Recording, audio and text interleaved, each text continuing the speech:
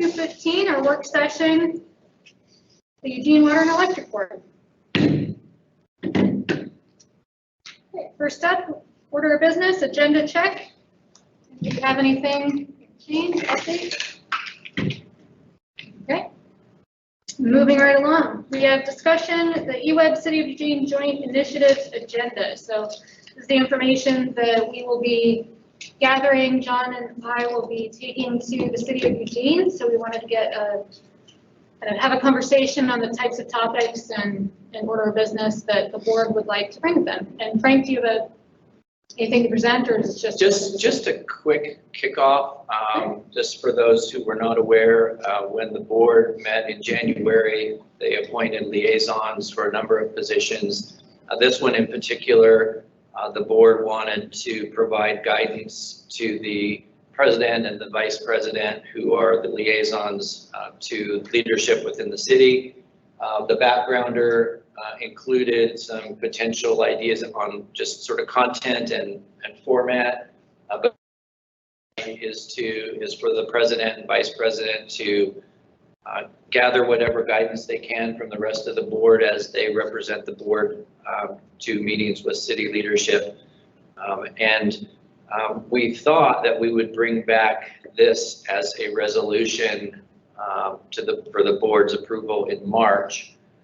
It doesn't necessarily have to be a resolution by policy.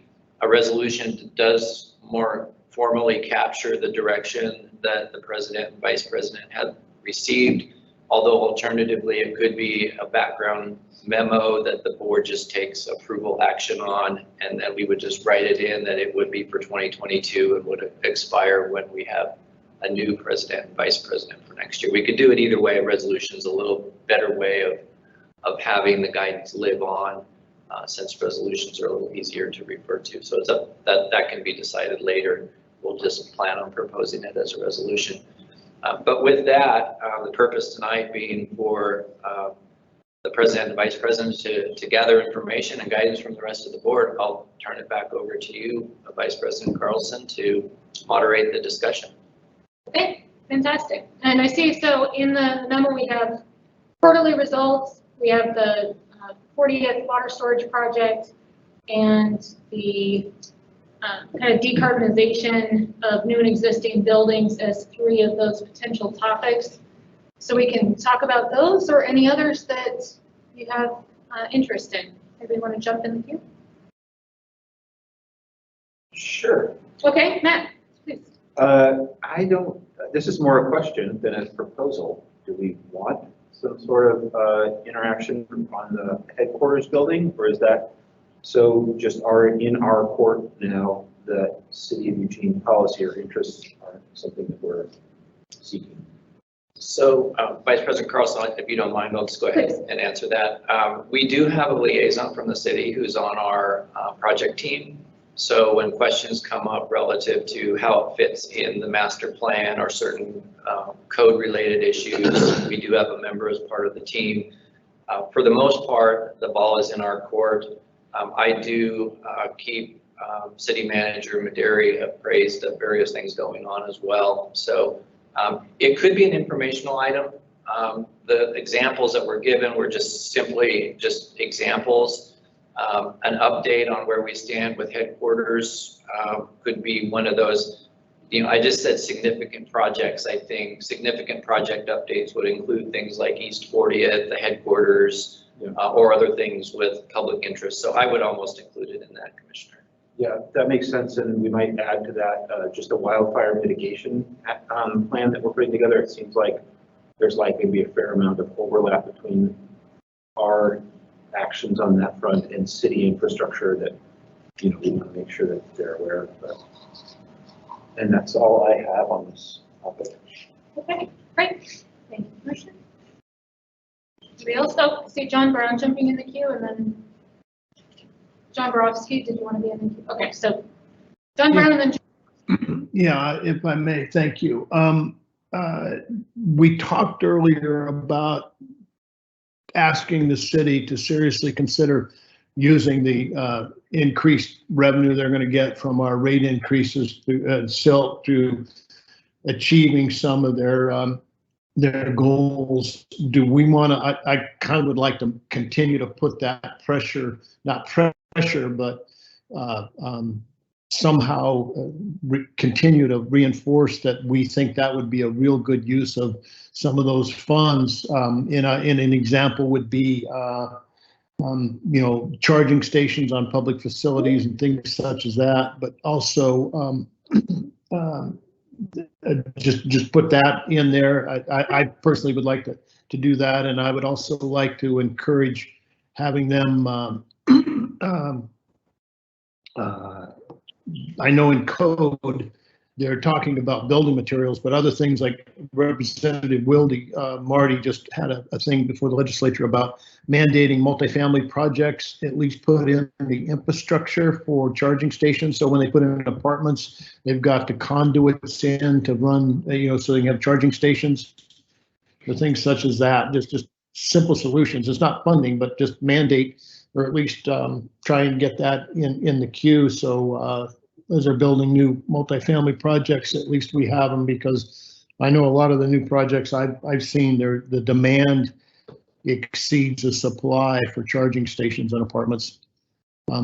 So those were two things, SILT and code changes. And then the last one would be continuing to push to, and that's going to come up in our DEI conversation, but weatherization of the rental pool, the non-owner occupied inventory of properties we have in this community, because I think it'll check a ton of boxes if we can get that pushed forward. So those are my three little topics I would like to at least have up for consideration. And I apologize for wandering. I just not loopy, but tired. Thank you. Understood. Thank you so much. All right, John Borowski and then Commissioner Schlossman. Thank you. Yeah, I'm echoing what John Brown said. I sent out an email this afternoon just kind of cauterizing my thoughts on that. I think that building a relationship between EWEB and the city of Eugene when it comes to efficiencies, weatherization, and those types of things, if there's a way that we can work with them, it will check some boxes maybe on their climate recovery to-do list, as well as helping with affordability of our housing stock on the rental side. Whatever method there is to get there. I know that we're in a prime position as the utility to maybe help shepherd through the program, and that may take some of the administrative costs off of the city and put it into EWEB's pocket. But I think that that's something that might be in favor of us doing if it's a weatherization or something like that. And then as far as this being a resolution or just a direction, for me, I would rather it not be a resolution, because when I hear resolution, that kind of sticks and it makes it static. And I would like this to be a more free-flowing, back and forth type of a collaboration, rather than these are what we're working on this year and boom, and things come up, and that's where innovation and thoughts. And so that's where I would like to see the liaison type of go. More of a back and forth thing, and not just like, here's what we're working on, here's 40th and Donald, and they come back and say, oh, we've got something else we'd like to talk about. It's not in our resolution. So I'll have to go back to the board and check with it. I feel confident in the leadership of our board to be able to convey EWEB's priorities, but also be available to listen and interact with the other bodies. So that's where I'm landing on those. Thank you. Commissioner Schlossberg. All right, thank you. I have a couple of things. One, just a little background that we have been talking about this idea of collaborating on weatherization and energy efficiency for over 3 years with the city. So it's not a new idea to them. We've talked about doing a pilot program. I think the mayor had suggested maybe we start off like in the Train Song neighborhood, somewhere where there's the most economically disadvantaged residents of our community. So I don't know if the sticking point is the funding piece of that. So I fully support talking with them about using some of that extra SILT money for some of these projects, because I feel like we've talked about and around so many great ideas for 3.5 years or whatever it's been, but haven't really gained any traction. So maybe this influx of money will change some of that. That's my first thing. And then the second thing is, this is maybe a minor thing. I don't know how important it is on our list, but I also think that the city can be a really good partner in our Pledge to Prepare or disaster preparedness campaign. I know that EWEB has a lot more reach in terms of, we send out, people get mailers from us or bills or whatever, but I think that there's a lot of different avenues that we could partner with the city to make sure that more people are prepared in times of emergency. I'm thinking like, I don't know specifically, but anyway, that was just an idea that I had.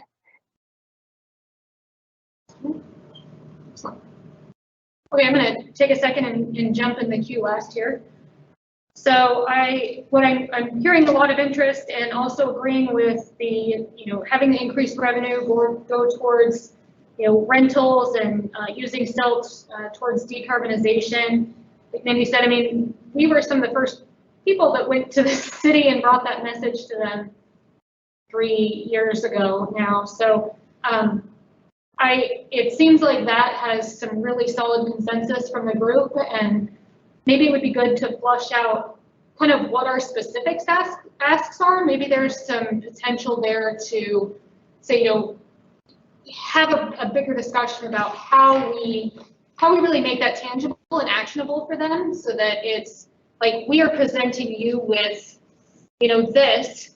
Can you do this? So it's a really clear ask, because I think we've kind of broadly brought the concept up, and I've been involved in the conversation over the last couple of years, so I'm looking for feedback there. But if you said that there was a pilot, was there a commitment to, would EWEB be doing the pilot, or did they need to take that back to their board, get approval to do the pilot? Like, how would that work? Maybe it's because we have to be very specific about having a game plan and saying, we're willing to do X. Are you willing to do A, or whatever, Z? So that's one thought I had there. And then it seems like on a few of these, we don't necessarily have asks. Maybe we do. It's kind of bringing up the conversation and just letting them know that this is the work that we're doing. So like on headquarters, I think that's a good one to give them updates on. I don't know, does the liaison that we have, are they connected directly with city council, or are they kind of City of Eugene staff? So the city leadership, which is at these meetings, is the mayor, the president of the city council, and the vice president. Right, but at our headquarters meeting, the staff person that's staffing that, are they part of the city leadership? Yeah, they're a staff position. Okay, so maybe not as much connection. So it seems like it would be good opportunity to just give maybe an update there. And if you have asks that you think that we should put out there, let's think about those. Fire mitigation, it would be nice to maybe flesh that out if it's an ask or an update. And then same on kind of Pledge to Prepare, ask and an update, ask versus update. And then also would like to get John Borofsky weighed in on whether or not resolution or not, and I'd like to hear from the other commissioners on what their thoughts are, resolution or not. I'm not beholden to it necessarily. I'm okay, either way, so long as we aren't like stuck with it. But I'd be curious to hear from others. I can make one quick comment on that, Vice President Carlson. A resolution can be written to be flexible either way.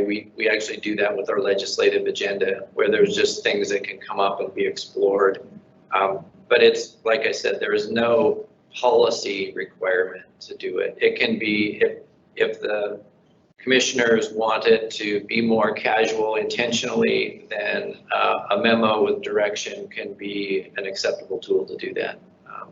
We typically do that and attach it to the resolution with the legislative agenda as well. So that it's really a mechanism that could go whatever the board would like it, however the board would like it to go. Okay, Matt? But yeah, I don't have feelings about how it comes back up. So as long as it's malleable, I agree with Borowski that flexibility is important. Okay. And Mindy, I'm seeing a head nod there. Do you have a comment? Okay. Good with flexibility. Okay, so maybe we don't need to have this full resolution, sounds like. Okay, all right. Oh, Mindy, actually, jump in the queue there. I just have I have a suggestion. I think it's really great that we are talking about this as a board, and we haven't done that before. And the past 3 years have really been like building this relationship and getting this set up. But now formalizing it more, I think will make it so that we can like actually do more stuff. So my suggestion or my request would be that at your next meeting with them, that you share what it is that we're doing and how we are formalizing it on our end, to kind of show that we are taking some like more of a leadership role there. And I do think that just based on my observations and past experience, that if there are some things that we really want to get done, tangible things like the weatherization kind of thing, we might have to take the lead and put out a more formed plan to them, because I just feel like so many of these things we've been talking around in circles. So we're really good at like doing things. I got a plan. Great. Okay, Commissioner Brown. Thank you. I agree with you, Mindy, 100%, because we only get to meet with them 4 times a year. And the chances of one of those meetings getting canceled is high, so maybe it's 3 times a year. And if you want to see tangible results, we're going to have, they'll process, and I don't mean this as disparaging, but it's just a reality check. They will process this to forever. I mean, I think if we go in and say, you know, they already have a rental, an entity set up that measures complaints regarding and that's not weatherization, it's like locks, it's like, you know, there's 4 criteria that you can, and we could just say, look, add a 5th one about, you know, if you have, we do an energy audit, and if you do that, and we will, you know, we will participate. But I think you're absolutely right that we need to go in with more than just a concept and more than just an idea. We just have to say, you know, we can tell them we'd like you to put your money, some of your silt money into this, but I think we have to go in and say, this is what we will do, and this is how we will do it, and we need to do it collaboratively, because if we just talk about concepts and ideas and policies, we're going to continue spinning this wheel and get nothing done. If you want to weatherize a rental pool, we are going, I believe, to take the lead, because their council is going to roll over here pretty soon. We're going to have a lot of new faces with a lot of new ideas, and we're going to continue to talk about concepts, and nothing's going to get done. I think we're going to have to lead at least for one of these and just take it and just run with it with their blessing. And I don't want to get into weatherizing rental units, but I want to get into, I mean, that's our business. We're not going to physically do it, or maybe we will, Frank, that's up to you. But I personally would like to have staff and leadership at EWEB give us some tangible things to take to them to say, this is what we want to do, and this is how we propose to do it, rather than just what we want. I'd kind of like to have an action item behind it. Yeah, commissioners, thank you. We as an organization do bring quite a bit of resource to that particular issue, weatherization. We have limited income programs, rental programs. Our discussions and work with the city in the past has been from a staff level, not a lot of resource behind that particular issue to draw from the city's perspective. That may be an issue of funding, for example. And so we would be willing, and our staff has already talked about if there was additional funding coming in from the city, what other possibilities there could be. But I think it is one from a city perspective where they operate a little bit differently. The council is a policy direct, they then direct the city manager from a policy perspective. So we would have to get in on their budgeting cycle and some of the other things to be able to create the resources necessary. But that's where it's fallen down in the past, has been just the amount of resource and capability that was brought to the particular issue. Commissioner Borowski, you know about their budgeting cycle. Do you have a comment? Or Yeah, other comments? so kind of, I've flushed this out because like I said, I am fairly familiar with their budgeting process. So last meeting I had how much next year's rate increase would increase their sales. And it came to about $300,000 a year. So in my back of the envelope penciling, if they were to defray that increase, that 300,000 for the next 2 to 3 years, that one our next increase and the one after that, that would be an ongoing funding source of after 3 years of about $1 million without them taking away from the 6% SELF that they're already receiving. So that's kind of if you guys can hold off on spending the increase on your general fund needs and dedicate it toward this, then there would be an ongoing amount of about $1 million a year that could go into these types of projects. So that's kind of what I'm thinking might be a proposal on our part.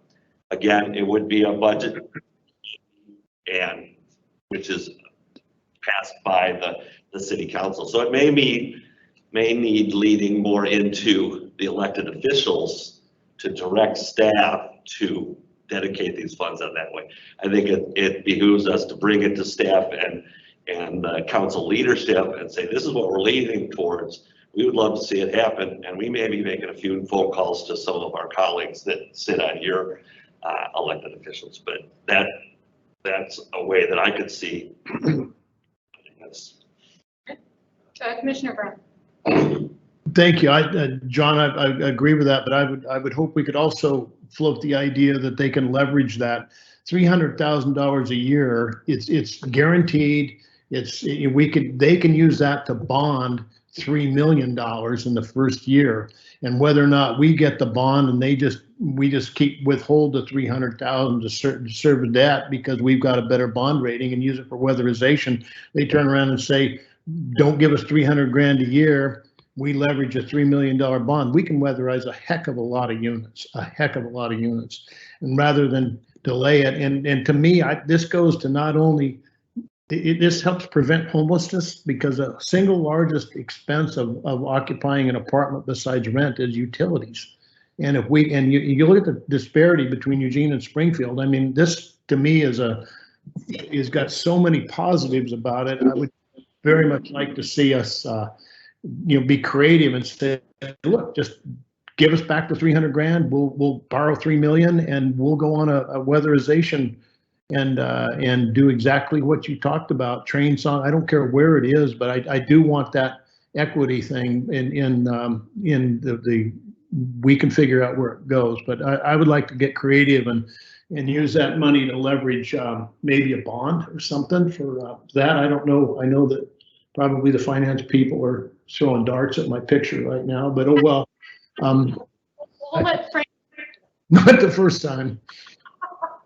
I can throw verbal darts, but no, how I was going to take a step back from this is it sounds like the board is interested in exploring a number of different methods so that the city can bring more resources to this particular issue. The city's budgeting process, I mean, our finance people meet with their finance people. The planned rate increases presently go into the general fund. So there's, and whether those are used to create additional, revenue or financing streams, that's where our financial people can get together. But how I would characterize this particular request from the board is to facilitate a way that the city can bring more resources to this particular issue, including financial resources.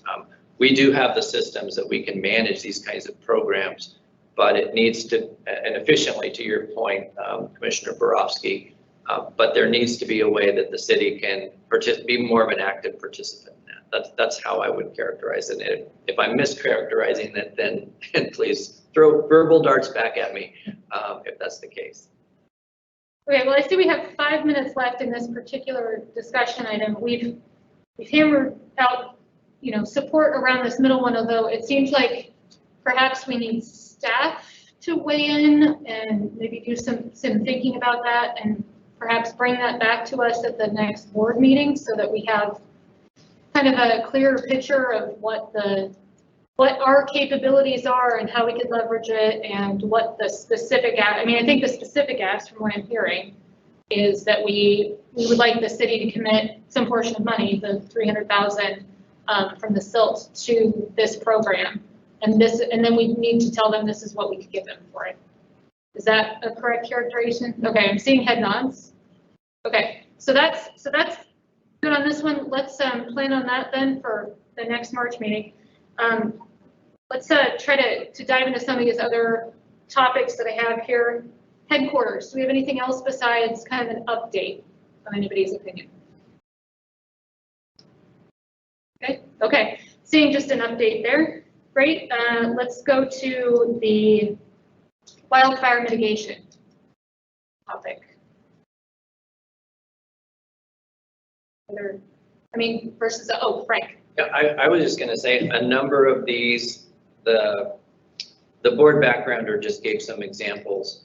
What I'm hearing from the board is there's a certain degree of information sharing on sort of present day topics. That could be headquarters, it could be advances with our wildfire mitigation. There's a series of topics of the day that would be a combination of information sharing and then potential asks that the city participate in certain parts of that. It could be spreading the word, it could be looking at certain different scenarios or situations. Sometimes it's asking for support. Things like the pledge to prepare, can we work together on getting the word out to neighborhood associations, for example, and things like that. So there's a number of topics I would put into that sort of inquiry and information sharing and asking for support category. And there's others that we could add to that list also.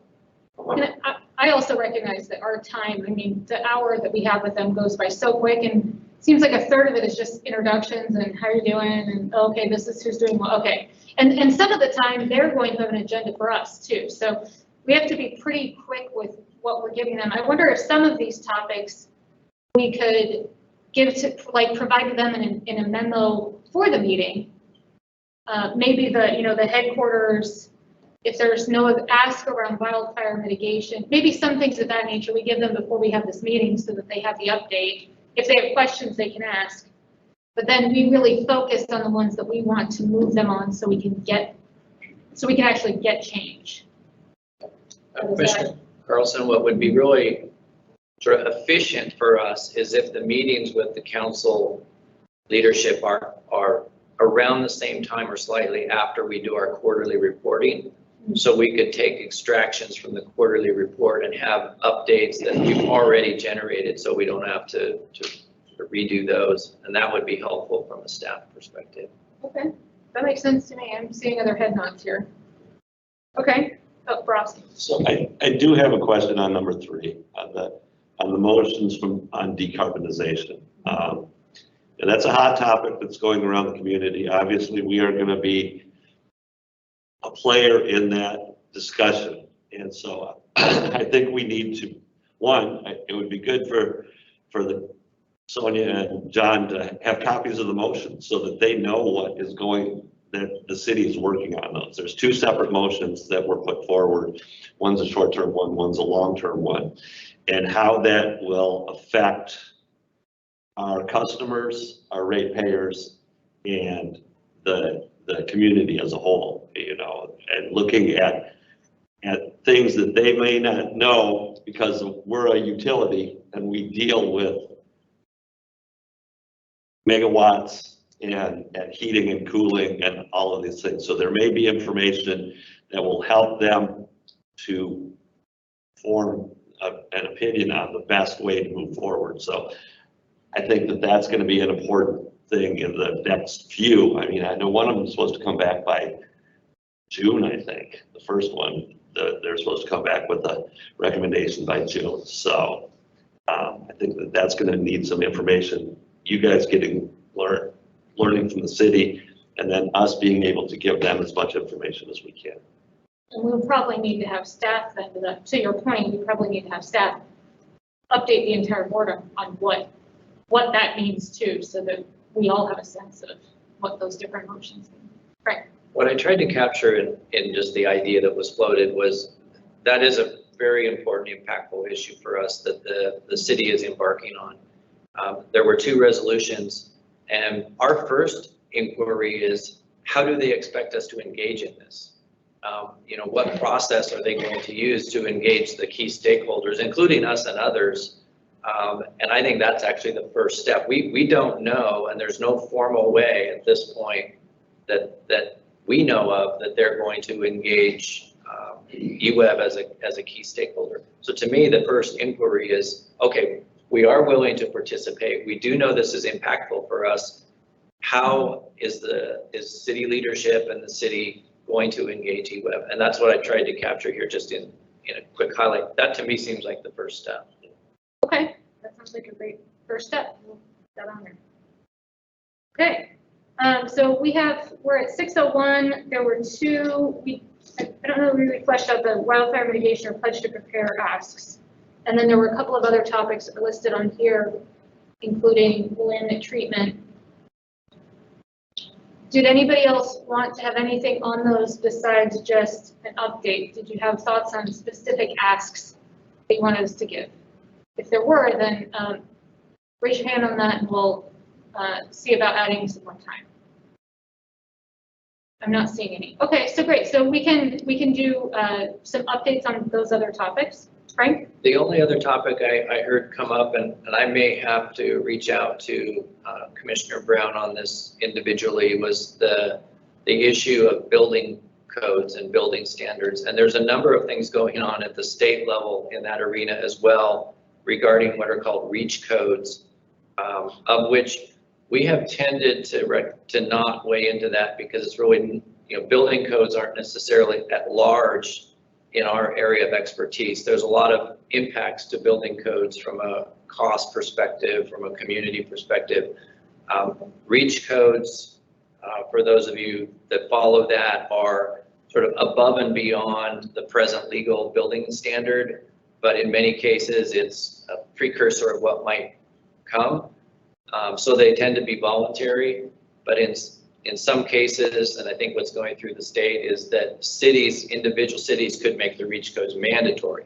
So, and we haven't as an organization weighed in on that in particular because it's a very broad issue. It's not just about things like energy efficiency. It's about all kinds of other standards as well. But I lumped that in with the rental decarbonization and kind of general decarbonization of the community. So I apologize if that was meant to be. That's fine. I can reach out to Commissioner Brown if there was something else that was included in that I missed. There is one thing that got brought up. So with House Bill 2001, it's talking about putting more housing on smaller lots. And one of if the code goes through as is recommended by the Planning Commission, there will be some parking requirements that are reduced if there's on-street parking. So we should probably think about some way that eventually people are going to want to have a charging station to the street. And so I don't know how that would work, in a private neighborhood or something like that. Multifamily is different, you can build it in, but when people are adding on a duplex, triplex, or quad, and they only have on-street parking, at some point there's going to be a need to. I haven't given any thought to that one yet. All right, well, I'm bringing it up because it's out there. Thanks. Great. Well, I think we're at time unless anybody has any other topics or wants to add some time on. Not seeing any. Okay, perfect. We are going to move on to goal 2, the new board policy, diversity, equity, and inclusion. Frank. So thank you, Vice President Carlson. Just a quick introduction on this topic as well. As part of some work that management and the board were doing last year, We recognize that some of the issues around equity considerations were not directly included in board policy, yet they came up in a number of discussions, including our climate change policy, and they just came up again a few minutes ago with regards to rental assistance and energy efficiency. We recognize that this is one that's really impactful, sends a very clear message both internally and externally to the organization. A board policy tends to be externally facing, but also has impact to those internal to the organization. We're looking at it and looking to the board for leadership in this arena. And just to, while all three of them work together, there are differences. We actually, rather than call this an equity policy, we included diversity, equity, and inclusion in our thought process. And what we were proposing as a pretty robust process for the board and management to go through, as opposed to just drafting up a policy, reading it, wordsmithing it, and saying, okay, here you go. We thought there was more meaning to evaluate with this policy. We proposed a few questions for the board this evening to get a flavor for what your views and perspectives and desires are for a diversity, equity, and inclusion board policy. These are the questions as proposed to the board to give us a little bit of flavor, an idea of what our next steps might be relative to research and other things. We have done research involving talking to other organizations, some local, some more broad, looking at, for example, the state of Oregon. Lane County has an equity lens, they call it.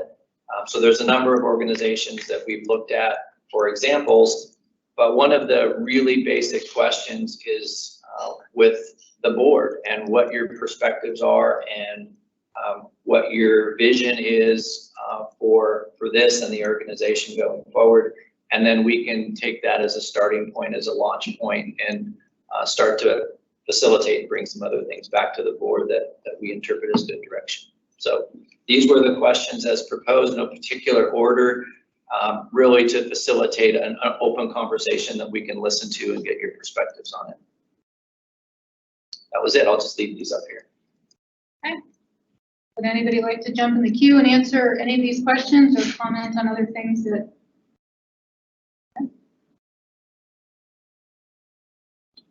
Sure. Okay. I'll take a stab at it. First, thank you for the background. I think it's super helpful to get us all up to speed about the conversation. I really appreciate the timeline, as you just said, like wanting to take some time and make sure we get it right. That's super important. So thank you for laying it out that way. I think it'd be valuable for us to have some kind of background on just the efforts that are already underway. I know we're not starting from zero here. There's been a lot of work going back, a decade or more, that EWEB has made investments and done some thinking about our programs and policies. So, it doesn't have to be comprehensive, but I think just so that we're all on the same page, we understand collectively that we're not starting from zero, I think that would be useful, and to acknowledge the staff work that's gone into efforts thus far.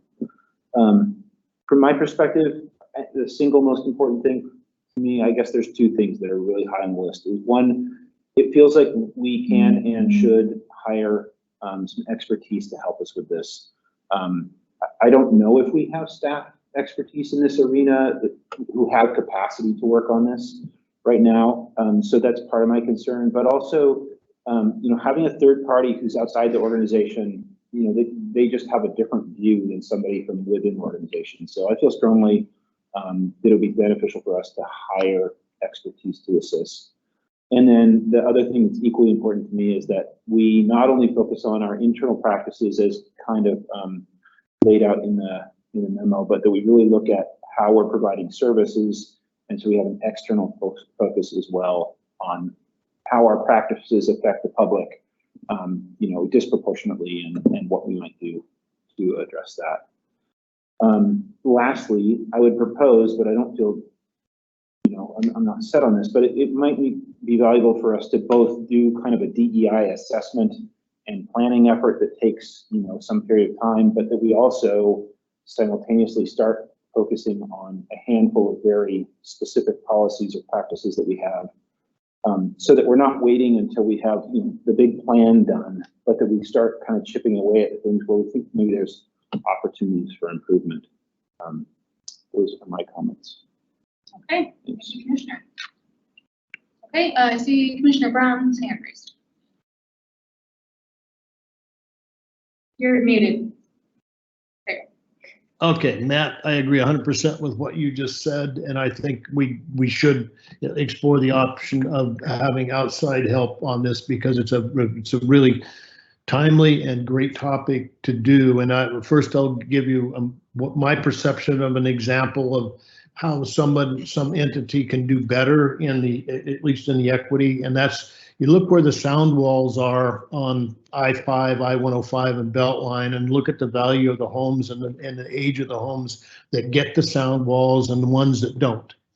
And it's pretty blatant to me that, you look on Beltline and the River Road area and some of the older homes that are probably not in the same income bracket as all the homes that are in the Willackenzie area that get the brand new 20-foot sound walls.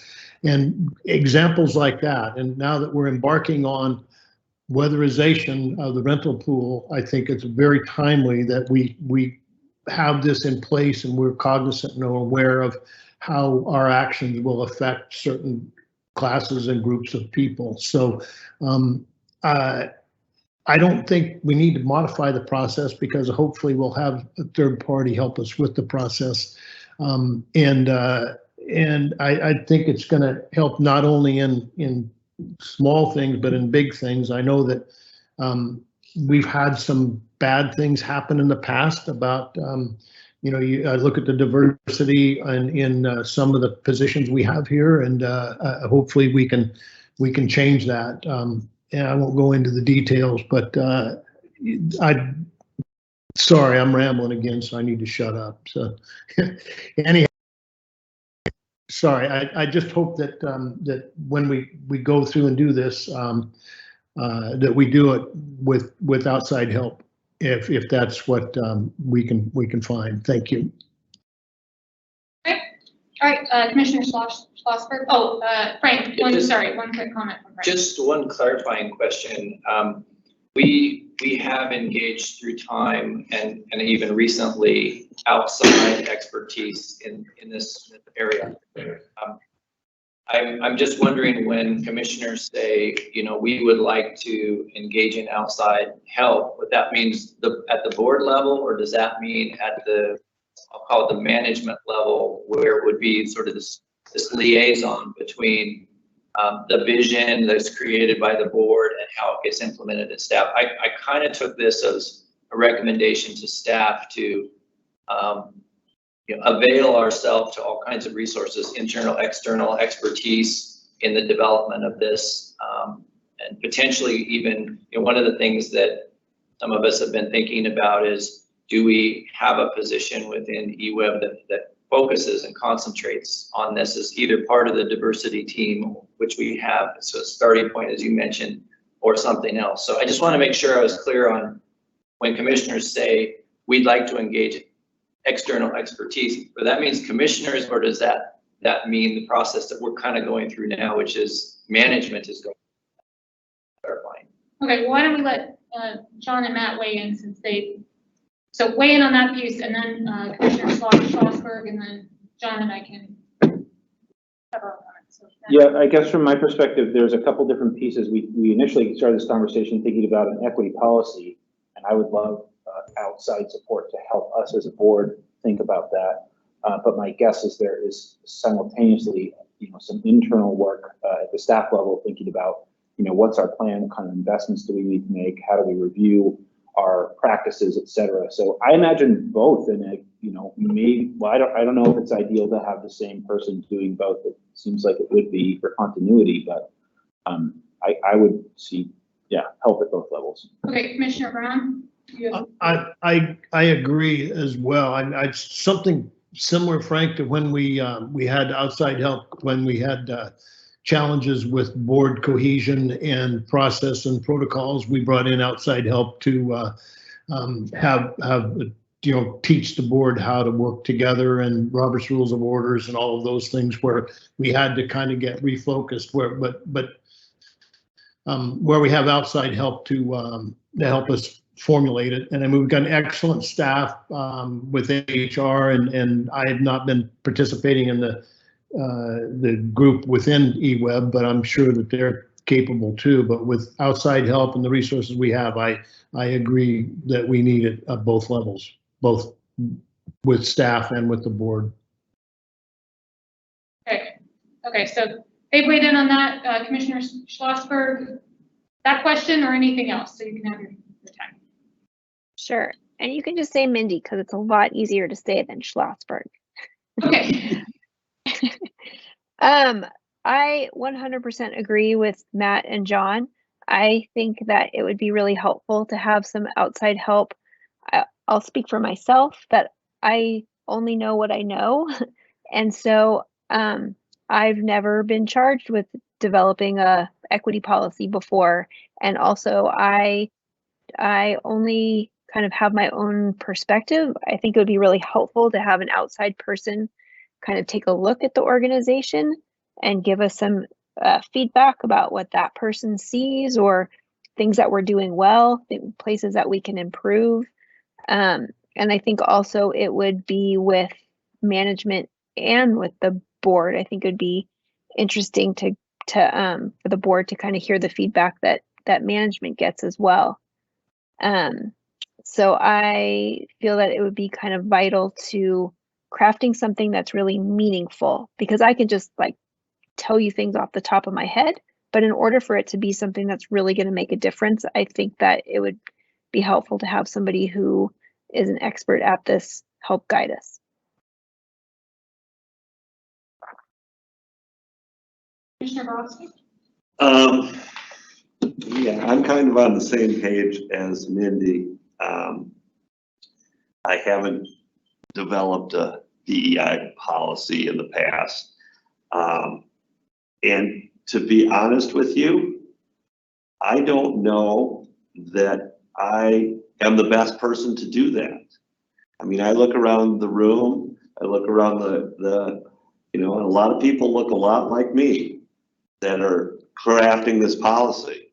And so to get outside input from some of the people that would be affected by a DEI policy would help me to craft what I hope is a good policy. Because like Mindy said, I can give my perspectives, but my perspectives are going to be a lot similar to, I think, a lot of the other members on this board, my lived experience, right? And so when Frank asked, is it for the board or is it for staff? For me, it would be definitely for the board. And I would like to have some sort of reach out to some of the communities that this would be touching. It's going to touch everybody, but some of the ones that I may not have their voice in my head is one of the things that I would be looking for. And then the other thing, anytime I see a policy like this, I want measurables, right? I want to be able to say, these are metrics, are we hitting them? It's not going to, some of them are going to be squishy, so you can't say yes, no. But where there are areas that they are measurable metrics, number of women in this thing, number of minorities in this job, number of low-income people that we're turning the power off of, things like that is something that I want to make sure is, if we can capture it, that would be something that I would like to see. So again, I'm on the very low end of the learning scale. Okay, well, I'll jump in. I have been a part of writing diversity, equity, and inclusion policies. And when we did that on the board for Brand, we actually did. We had a trainer come in and do a full training with the board on what that whole topic meant. So we got a broader view of the range of topics, which I found was very helpful for us specifically.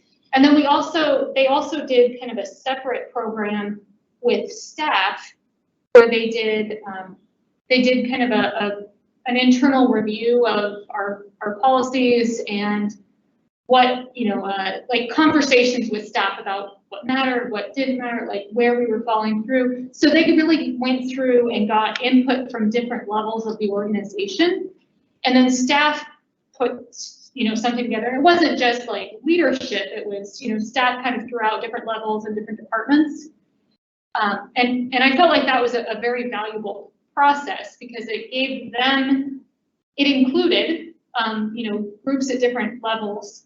It got more insight from them. And then I think there was also some work that was done. I mean, we're a much bigger organization than some of the others that I've done that with. So I absolutely agree having outside perspective too on our impact on the community level would be valuable. I like the idea of, having measurables. And to the extent possible, I mean, I don't know what trainings we provide to staff. I know, we actually as a board haven't had a lot of, trainings on things. We get educated on topics all the time, so we're constantly learning. But having an actual training at the board level might be something that would be really valuable, especially around this topic. And then I also really value the idea of having kind of, a survey or something, some other way that we really engage with it and think about what culture we want to build here and where the gaps are. So overall, I think that we have a lot of open-mindedness that I see come from like the managerial level, but I don't know how some of that, interacts with other departments within the organization. So, okay, Matt, okay. So it sounds like we want some help. That's what I'm hearing, Frank. So just a few things, and I'll start off with a comment about managing expectations. This is something that, based on your description, is probably more than the schedule that I laid out for you. And some of that is, I think it was Commissioner McCray that did point out that this doesn't have to be, we're waiting for some ultimate, wonderful ending. This can be a process where we start to develop things sooner than that. We have embarked on some inquiries around doing an organizational assessment around DEI. It's kind of a continuation of what we were going to do to evaluate specifically our hiring processes, but we've decided to get some estimates on expanding that to a full DEI assessment of the organization. I think that'll provide some insight into the board. But what I am hearing is you believe this is a tool that is definitely something that is publicly facing and represents your perspective as a board as to how you'd like to see the organization operate and how you'd like to direct the general manager to operate the organization, including things that do have impact on the public, like pricing and programs and sound walls and other things that the decisions that we make that are impacted by that. And some of it is, I'm suspecting, is around process as well, to make sure we are considering those things in a triple bottom line kind of way. We have engaged, and I will say that when we think about diversity in particular, we don't just think about racial diversity. We're thinking about gender, age, there's all kinds of management layer, income, socioeconomic. I mean, there's all kinds of things, including race, that are part of this. And you will see, just from a diversity perspective, you'll see the numbers in the year-end report that we far exceed the diversity that you would find in Lane County. And so it changes the focus a little bit. Diversity is part of that. But the equity and inclusion piece is one of the drivers that helps facilitate that. And that doesn't mean it's sort of monolithic throughout the utility. There's areas that have very few females, for example, and in some of the trade positions. So that's one where you could say you look at the utility as a whole versus a particular department, it's different. But this does sound like the board is willing and has the desire to go on this journey. I'll call it a journey, as opposed to, okay, let's craft a policy and then we'll check it off. And so it sounds like that you're asking for some help to your position, Vice President Carlson. So I'll have to take a look at the schedule and the resources and everything else and bring something back to the board that reflects that. Commissioner Brown? Yeah, thank you, Frank, for bringing up that last little item. I just did some quick math looking at our schedules, and between now and December, we have 30 minutes that aren't allocated already. And this is a very important, meaty topic, and I don't want to get started and then not be able to allocate the time and the resources necessary to do a good job. And so keeping that in mind, how we accomplish this and our perceived timelines, because I'm not saying we shouldn't take it on, we will take it on and we will do a good job. It's just that we're going to have to shuffle the chairs on the deck a little bit to make sure that we have enough time, because we have a lot of things on the agenda already, and I want to make sure that this gets the time and attention it deserves. Good. President Brown, I also want to make sure I mention that we are not starting from point zero. Some of the things that were reflected in this conversation were also comments that we got from our some of the leaders of our diversity team actually earlier today, or maybe it was yesterday. Assistant General Manager Price met with some of them to go over the board memo and talk about different things. And one of the things that they mentioned was that to recognize where we have come from, both the good and the bad of that. And there have been some challenges at EWEB through the years, and probably continue to be that way as well. So we have to acknowledge that. I think that's an important recognition. It is an important topic. And so I want to make sure that we can leverage some of these resources, the diversity team being one of them, some of the other assessments that we're going to do to try to inform the board as we go along. But I wouldn't put this in the category, just to manage expectations, where kind of like we did with SD 15, we had a conversation and then staff brought something back for the board for your consideration. I don't think this is going to be that same way, where we bring something back and say, hey, what do you think of this? We're going to have to go through some educational processes, some learning, and it may extend, to Commissioner Brown's point, it might extend for a while as we work through this, if that's okay. I think it's the journey that counts. Okay, Mindy. I actually think that if we get some outside help to lead us through this process, that it will be maybe quicker than what the anticipated timeline is. I can imagine us getting caught up and not being able to move forward because we don't have maybe the background or all the pieces that we need. And I think that this is a very thoughtful board that doesn't want to just put together a policy for the sake of checking that box. So while your timeline that you put together, Frank, is it's a good timeline, I think that it's maybe overly optimistic anyway, based on what I'm hearing from everybody and the type of information and thoughtfulness that people want to put into this policy.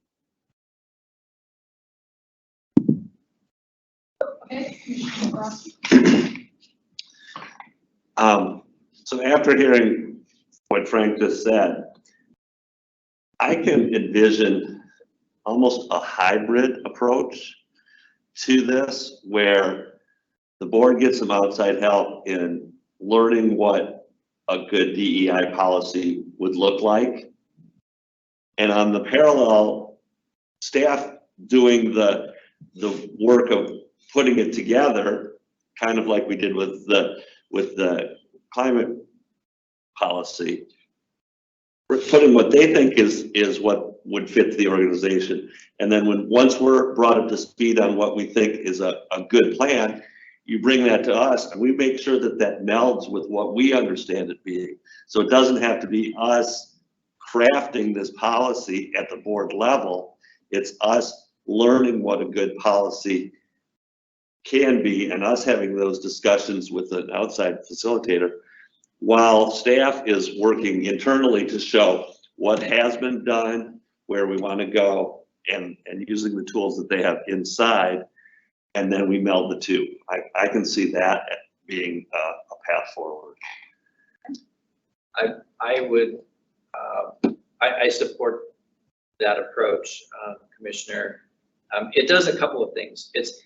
Some of these topics are really difficult to start with if you just go out and say, okay, where do we start? But if you have something, you have a track record, you have some things going on that we do internally that we can use to facilitate some development. And then the board simultaneously can really enhance and garner your perspectives as representatives of the public in this, which don't always look and feel like you do, but you represent more than yourself, then that can be used as a governance check and a governance development process. So I actually think that would be a good approach to it. I'm going to jump in the queue. I would really like to see kind of maybe the update, a little bit more of the information coming back from staff on what really is out there, the survey. So then when we kind of do the learning of here are the best practices and here's the best, this is what others have done. I mean, we don't have to reinvent the entire wheel. We need to know what the framework is and then how we want to modify it to meet our culture and values here. So one of the biggest pieces I think that this conversation is missing is just what are we doing? I mean, I knew that we had a diversity group. I've met with them. We've gone to various different dinners together and such. But I think my sense is that it's a small group of people that are trying to enact change. And I know some of the main people that I used to know that were part of it have moved on. So I don't even know the status of where that is or if they've enacted other policies, where we're at with the hiring side of it, if there are other trainings that managers, typically get from HR and such on how to, run their group meetings, how they lead their teams. So those are the kind of things that just having a survey of here are some of the best practices that we do that fall into these boxes. And so that we could compare those to, a facilitated discussion about out in the world, here's the leading edge of what it looks like, and then now you can pick and choose from that. That would be helpful. Yeah, I think we can put together, and it goes way beyond the diversity team, so I don't want to say that that's the only thing that we've done. We've done a number of other things, including pay and equity studies, and we look at promotions, internal and external, number of people that interview with us and the profiles that we engage in there. So there's a lot of things that we are doing. We've had a similar debate, Vice President Carlson, internally. When you look at a policy and sort of how do you start this? Do you take a look at a gap analysis to start with, which is where are we at and where do we want to go? Or do you use this as an opportunity to create a little bit more of a standard vision? And we've recognized that there's some pros and cons to both of those. I do think that we can provide the board with an update on here's some of the things that are standard practices for us at this point, where we think that some of these assessments will make sure that the board is made aware of those.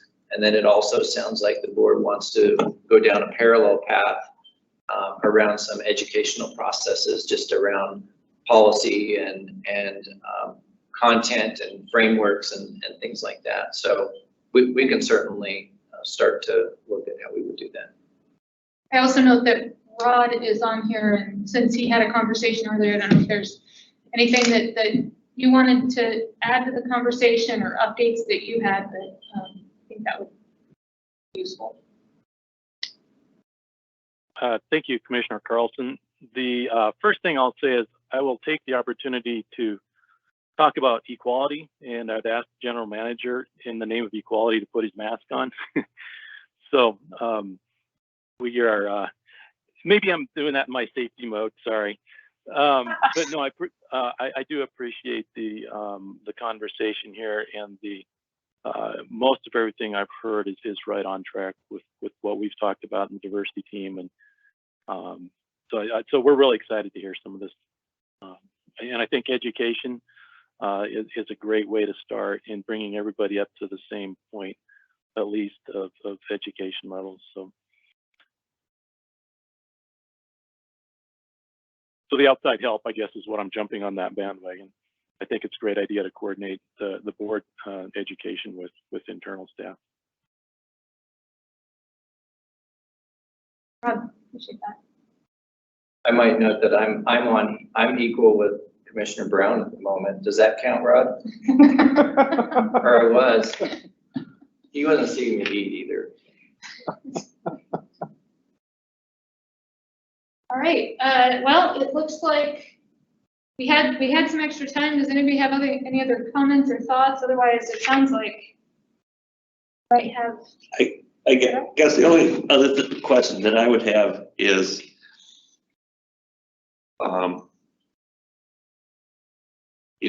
we have things that we're doing internally.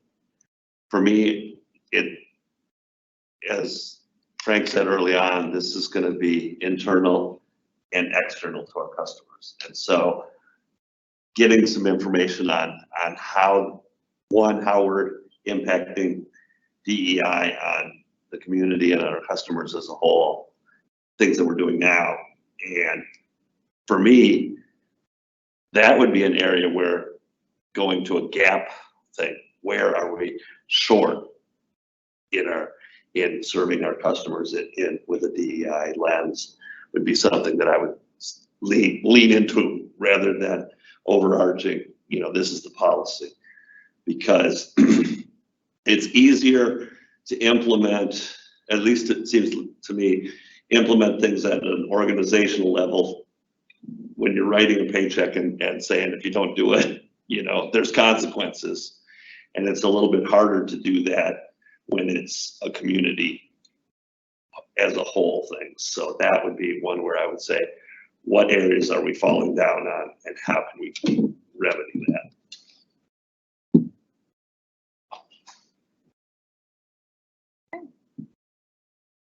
Well, I'm not seeing anybody else jump in the queue. Sounds like we kind of moved away from these questions and said, let's get help, and we will start the process that way.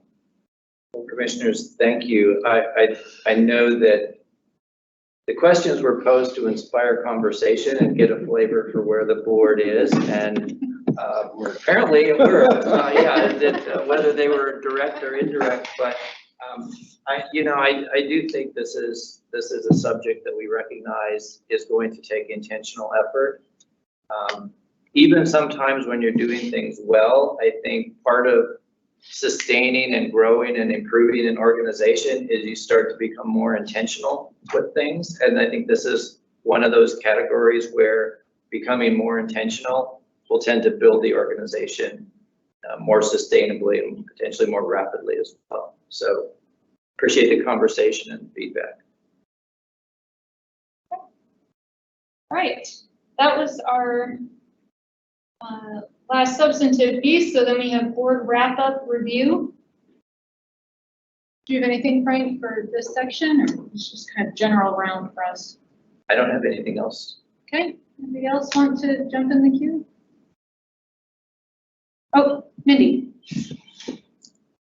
This is just a quick shout out to all of you. I've been reading about how the 4J school board is going through some trouble and has to have somebody come in and help them. And John Brown, you referred to previous times when the board needed some facilitation on how to work with one another. And I just want to say that I really appreciate working with all of you.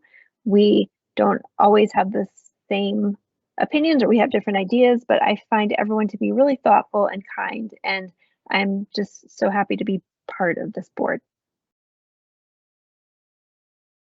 Agreed. I read that too and just thought how thankful I am to be a part of this organization, this board, and not have those same level of, and I appreciate that we have differing viewpoints, because I've changed my view based on others' comments and thoughts and feedback, and I think it's really helpful and well respectful. So appreciate that. So great discussion tonight. I really did like this format. Naveen, I'm so sorry that you weren't here. It was great to see everybody again. Quick question. Who is the council president and vice president since January? I know Jennifer was last year. We know who the Cyrette is. Claire's president. And oh, Matt Keating's probably vice I president. believe Matt Keating is vice president. Okay. That's correct. Okay. Great. Perfect. Okay. I think that's it. Thank you. We're adjourned then. Thanks, everyone. Take care out there. Thanks, everyone. Okay. I'll wear my mask the rest of the day, Ron. That's going to be an interesting dynamic. with Thank those you. two, president and vice president.